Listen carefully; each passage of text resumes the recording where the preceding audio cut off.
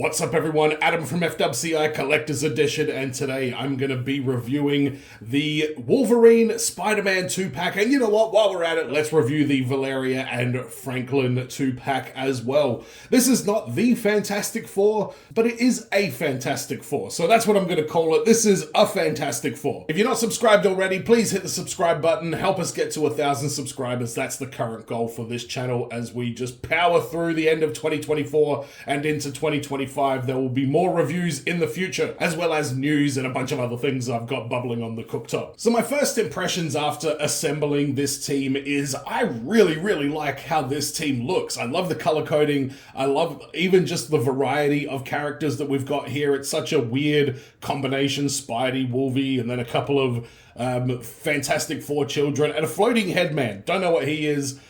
Just so you know, I'm not that familiar with the backstory of Franklin and Valeria, so please don't expect expertise on their backstory here, but I did watch a video to try and get a little bit of context, and I heard that Franklin used to be able to create universes, and now that he can't, he's more powerful than ever. I was a little bit curious about that. Let me know in the comments what that's all about. But let's start with Valeria. She's got some pretty basic articulation. There is quite a bit in the head for some reason. I'm not entirely sure what that is all about, but the shoulders are pretty basic. You've got single joints in the elbows and double jointed pinned legs as well. Thigh cut goes all right in the torso as well. But overall, she's a fairly simple figure, but she's a good one to, sort of make the team whole. The accessories that come with this particular character, a couple of beakers and a few different hands. For those that are wondering, this is the headless floating headman. There you go. Now Franklin's a little bit more advanced. He's got pinless arms, pinless legs. He's got butterfly joints as well as kind of like the Spider-Man articulation in the body. There's actually quite a lot of articulation in this figure. I don't know if this character needs it. I mean, is he creating universes with his physique, or is he creating universes with his brain? Let me know. But the face on him looks pretty cool. The outfit that they've got him in looks pretty cool as well, so I'm pretty happy with how he looks. The accessory he comes with is this see-through like computer thing that he's got in his hand.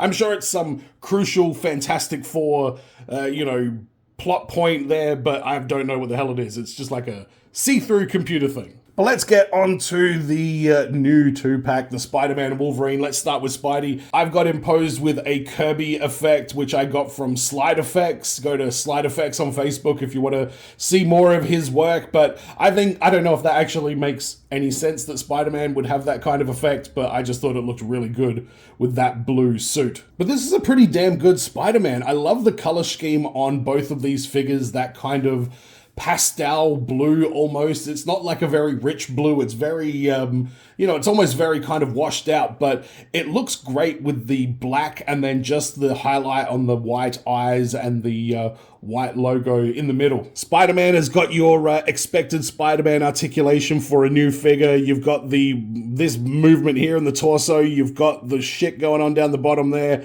You got pinless, double jointed legs, pinless, double jointed elbows. You got butterfly joints.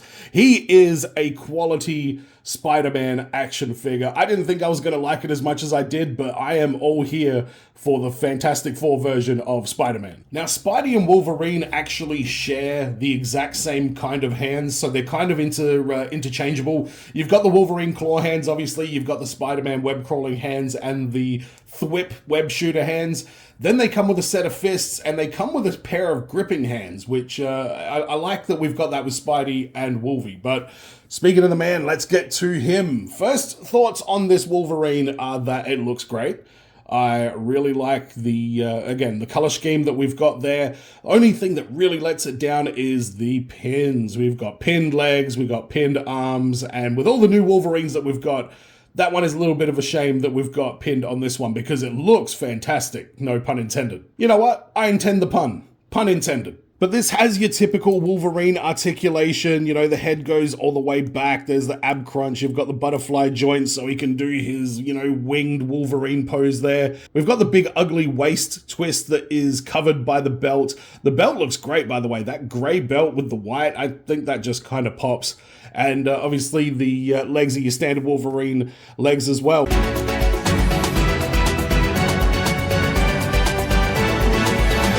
but I've got these. Yes, very impressive. The claws that Wolverine has look great. I think they're similar to the Hot Claws that we got with the Hot Claws Wolverine, but these are a more nice sort of like shiny metallic kind of look, and they really make this figure for me look quite unique because there's not many Wolverines out there with those, you know, kind of claws that I've seen anyway. There might be a few, but as far as I'm concerned, this is a very unique Wolverine in my collection. Now, as is the case with all these Wolverines, the heads are all interchangeable. So this one is the X-Men 97 head, and I think compared to pretty much all of the Wolverines, the skin on that looks a little bit too yellow. The complexion is not quite right, but it fits fine. But this might be my favorite head swap. This is from the Psylocke 2-pack. The skin tone matches perfectly. We've got a nice Wolverine scowl there, and we've got just a little bit of blue going through the hair, which is on that Psylocke version. So I got two heads of that. I think one of those will probably become a surrogate unmasked head for the Fantastic Four Wolverine. The blue in the hair just really looks perfect on this. Now, I can't tell if the color scheme is slightly different. It actually looks pretty much exactly the same. The claws do interchange with the X-Men 97 Wolverine quite easily, so if you do prefer the X-Men 97 claws, they do swap out, you know, pretty much perfectly, and the color looks exactly the same. So that right there is just a nice little Wolverine kit bash if you do have these other figures to mix and match your parts with.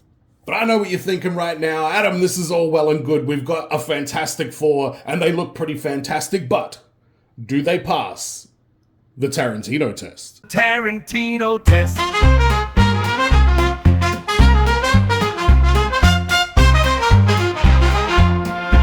Yes, this is the part of the video where we talk about the figure's feet, because I believe that that is a key part of an action figure when it comes to doing posing and stuff like that. You gotta have good feet, you gotta have a good foundation, otherwise the posing is harder than it has any business being. And the Fantastic Four are the fantastic feet, because they all pass. I mean, Marvel Legends at this point, they've really started to perfect certain elements, and not that the feet are always perfect on these, but in the case of these four, they're your typical high quality Marvel Legends feet, and that makes Quentin Tarantino over the goddamn moon.